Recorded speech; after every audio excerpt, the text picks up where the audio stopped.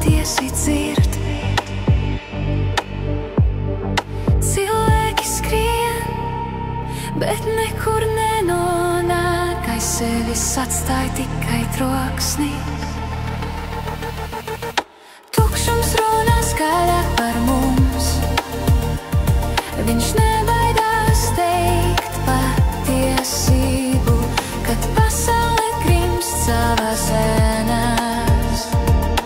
Tukšums kļūst par vienīgo gaismu.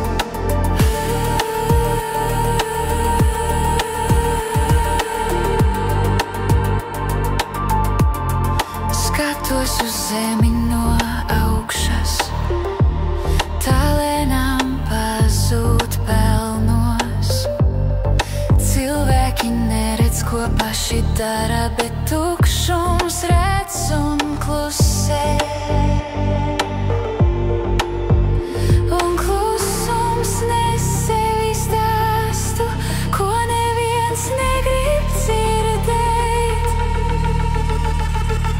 Tukšums runā skaļāk par mums, viņš nebaidās teikt patiesību, kad pasaule grimst savās ēnās. Tukšums kļūst par vienīgo gaismu. Varbūt klusums ir brīdinājums, varbūt tas ir pēdējais sauciens.